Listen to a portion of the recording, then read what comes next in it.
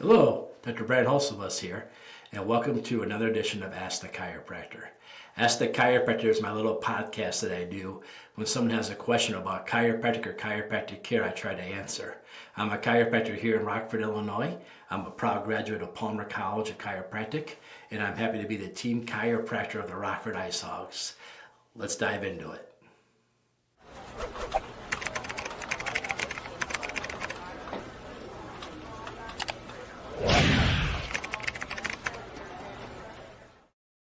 We want to talk about headaches, in particular tension headaches. I've done many podcasts about different types of headaches, but today I want to talk about tension headaches in specific. So a tension headache, a lot of the research has come out that chiropractic can offer help. We offer help in two different ways. One, short-term health. So if you're having a headache, a tension headache at that moment, and you came in and you saw a chiropractor and you got a chiropractic adjustment, people report that they get relief almost immediately. Long term though, making sure that you don't keep hitting these headaches, there's also been a lot of studies on this. And it shows that a lot of the tension headaches deals with your cervical posture. So let's dive in a little bit about how a chiropractor will look at you, how a chiropractor would analyze you, and how a chiropractor might take a look at if you were suffering tension headaches. The first thing is you go to a chiropractor, you'd fill out a health history like you would any other healthcare provider. The chiropractor then would take time to do an examination of your cervical spine. Your cervical spine is the area of your neck. The cervical spine is the number one area we're looking at when it comes to tension headaches. The very top two bones in your cervical spine can have a lot to do with this. You see, the midbrain can and does sometimes interact with these two bones. And when we do chiropractic adjustments in these two bones, we can affect the midbrain and therefore help a lot with headaches. And how do we know these two bones would be involved? There's basically two different ways we do it. One is through a chiropractic exam. Chiropractic exam might have you turn your head left and right. The chiropractor themselves might take their fingers and feel underneath your jaw, maybe behind your head, maybe see how your head glides or how your head doesn't glide, and start with that. But the number one way to look at these two is an upright stand-up x-ray. And this x-ray looks like when you just stand up and you open your mouth real big. You open your mouth real big. I always get asked this every time we take the x-ray because your teeth hide those bones. You can't see them because your teeth are in the way. So we have you open your mouth really wide so we can see behind these bones. And that gives us what we call an upper cervical listing. Again, cervical means neck, and upper obviously is the top two bones, your first and second one. So we'd have you take that x-ray. Then we'd also follow up with the rest of the neck, front to back, what we call A to P. Then we'd have you turn to the side. And when we turn to the side, we're looking at a lot of things. Basically, I like to call it the health of your spine. We get to look at your posture, we get to look at your disc spacing, we get to measure to see if there's any degenerative arthritis changes or any other thing like an ankylosing spondylosis, which is a situation that we see a lot. The only way we can detect these things is through x-ray though. So if the chiropractor determines that your top two bones on your neck are misaligned, they'll start a care plan for you to try to help make these corrections. And how do we do these corrections? We use our chiropractic adjustments, we use our hands. Now there's many different styles and techniques of chiropractic adjustments in this area. Myself, this is the first two bones we learned how to adjust when I went to chiropractic school with a technique called toggle recoil, where we lay you on your side and the headpiece gives away when we do our adjustment. So you might not actually feel what you see on these social media videos, all that popping and noises, but what you will feel is the table give loose, the table break loose, and you feel the adjustment happen like that. A lot of people tell me when I do this adjustment, they don't really feel a lot. They hear a lot because the table is loud, but they don't really feel a lot when I do this adjustment.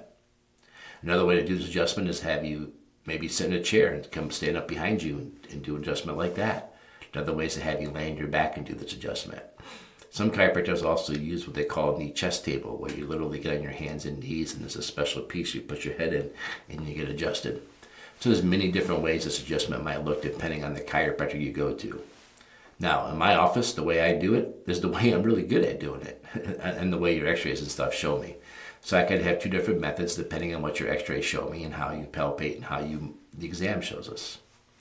So that's how we take care of the ones like you come in the clinic, hey, I'm having a tension headache right now, could you please help me? But let's talk about the reoccurring ones. A lot of people have reoccurring tension headaches and they want to know if they can get to a solution, so maybe one day these will decrease in their frequency and severity and just go away. So how do we do those ones? The research shows us that these ones are really basically coming from bad cervical posture. So when you have bad cervical posture, what does that look like? We took the x-ray from the side and we wanted to see how your bones lined up. You should have a nice C-shaped curve in your neck looking at it from the side. That's the way the bones are designed to hold the weight of the head. You see, the human head weighs the same as almost a bowling ball. And for every inch forward the human head goes over the shoulders, it creates 10 pounds of downward pressure. And that builds up the tension in the cervical spine. We often talk about concussions and whether or not we can tell if someone's going to have good outcome or bad outcome of a concussion based on the strength of the neck. The number one indicator that your concussion might not be as bad as it would be if not would be by your cervical curve or your neck and your curve that gives us the overall evaluation of the health of your neck. Meaning that if you have a bad cervical curve and you get a concussion, it could be more severe than if you had a good cervical curve and got a concussion. So these are things that we look at and analyze. Now, let's say you come in, we take your x-rays, you've had frequent tension headaches, we give you the adjustment, we give you relief, and we see that you don't have a good cervical curve. We have to fix this cervical curve. And there's been lots of different methods and trial ways to fix these cervical curves over the year. The first step, though, every time for the best results, been proven over and over again, is you got to get your neck adjusted first. We have to get rid of the fixations in your neck. The chiropractor has to loosen your neck up first and make it work, ability to change. Just simply saying I want to fix my neck posture without the adjustment doesn't work nearly as good because the bones are stuck and fixated before you see the chiropractor. You see, when these bones are stuck and fixated, they don't want to move that much because the body's trying to protect them from further damage. Now, this is a stress response, and there's stress chemicals that get released at the joints when this happens, and they travel down the nerve roots and go to different body parts. That's why sometimes people have tension headaches. They also might have problems in their fingers and their hands. And there's even been some really cool evidence showing that it's going to affect the cardiovascular system should it affect the bottom cervicals, the base of your neck. So as chiropractors, we want to make these corrections. We want to make these bones move again. So we go in and we adjust them. These things are called subluxations. And like I said, we do a chiropractic adjustment to correct a subluxation. Only chiropractors are trained to do this. There's doctors that are trained to manipulate the neck, but chiropractors are going in for more of a specific focus and a specific type of technique to get the results that we need to get. So go see a chiropractor, get your neck adjusted. Step one. Step two now is we have to come up with ways to fix the neck posture.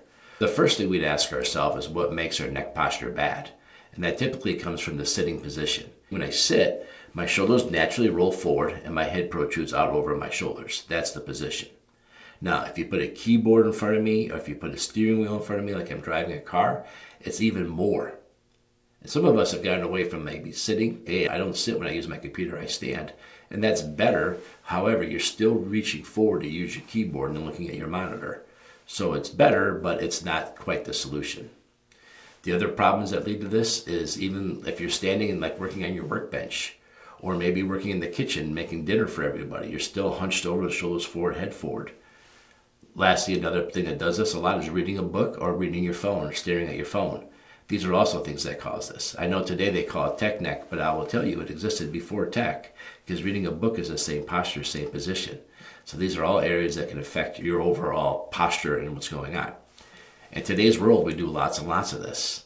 So we have to talk about ways to not only fix the neck curve, but things that create these problems and how to address them.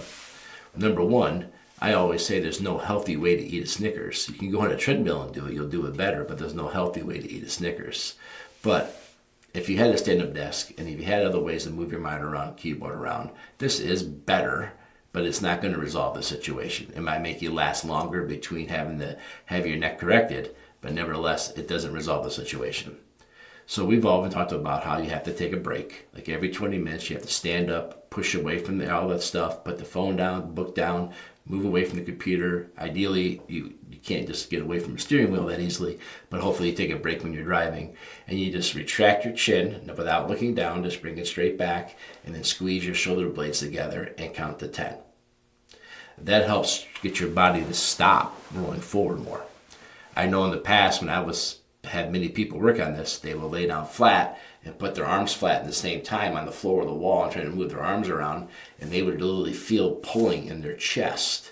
The reason they feel in their chest muscles is because they've had their shoulders together so long that the chest muscles have actually shrunk and gotten shorter. And so when they pull it back, they're literally feeling the muscles get tugged and pulled and opening back up again. So these are great stretches to do. Now your chiropractor will have more exercises for you too to do on a routine basis. But I want to interject here about some of the newest research and stuff coming out. You see, your neck muscles are your most highly neurologically innervated muscles in your entire body. They have 272 muscle spindles or connections per square millimeter. What does that mean? The next closest is your TMJ with 70. So that's a lot more. And so they're starting to show maybe some of these muscular traction units that people use, or these they've seen people like with special pillows where they horse their head back, and this is a great stretch. This is a good thing. These are not negative things, but they're not getting the long-term results we're looking for. There's things people hang off of doors. There's things that people lay on the edge of a step with their head over. And again, these are fantastic things because they're getting you back in the posture and training your musculature to go back there. However, I'm finding that it's not enough. So we just recently instituted, after going to the Professional Hockey Chiropractic Society and the team chiropractor for an AHL hockey team, what we've learned is that maybe we need to do neurological reconditioning as well. And so we've come up with some neurological activities that we have our patients do while they're doing their stretches to add even more of a bonus on it. The key is to put yourself in that good posture and then do neurological activities to not only teach your musculature the proper neck posture, but also neurologically, since these muscles are just so highly neurologically innervated. I want you to understand how highly innervated these are. When I grew up, I was learning about skeletal muscle, smooth muscle, and cardiac muscle. Today they're saying, the research has shown there's a fourth type of muscle called stabilization muscles, and those are the ones all around your spine, stability muscles. And they always have a job, and that's to keep your spine and you in an upright position. And so we want to challenge these muscles by doing stability exercises, posture exercises, and neurological activity to reinforce the posture we want. And your chiropractor is uniquely trained to not only give you the chiropractic adjustment, but to also customize a care exercise program for your neck posture. By getting your neck posture back, you remove the tension on the spinal cord and the central nervous system, and therefore your tension headaches should start to go away and clear up. When we see long-term correction of tension headaches, there's always a whole part about curve correction as well. So I hope I answered these questions about tension headaches and what the chiropractor can do, both at the moment you're having the headache, but more importantly, long-term, to make the headaches stop and make them stop coming over and over again. And also, how it's a lifetime activity that we all should be partaking in to make sure our cervical spine stays as healthy as they possibly can be. Like always, if you have a question about chiropractic or chiropractic care, the only person qualified to answer that is a chiropractor. Physical therapists, massage therapists, orthopedic surgeons, your family doctor, the ER doctor, the people who work at these clinics, none of them went to chiropractic school. None of their education had anything to do with chiropractic. Maybe one paragraph along the way, and one day they learned a little bit about what we do. So never ask anybody whether the chiropractor can help or don't help. We see it all the time, people come in our office after years and years of suffering because somebody who has no education on chiropractic told the patient they shouldn't come to the chiropractor. Then we see them 3 or 4 times and they're already finally getting their health restored. There's just no reason to go through that. If you have questions about chiropractic or chiropractic care, the only person qualified to answer those questions would be a chiropractor. And if you'd like me to answer your questions sometime, leave a comment wherever you're watching this or listening to this, and I'll get back to you and answer your question next time. Keep tuning in because maybe next time I'll be answering your question. Thanks for all the feedback, and remember, if you like this, like it, subscribe, share it with other people. And I'd love to help you if you have tension headaches. Please leave us a call. Thank you.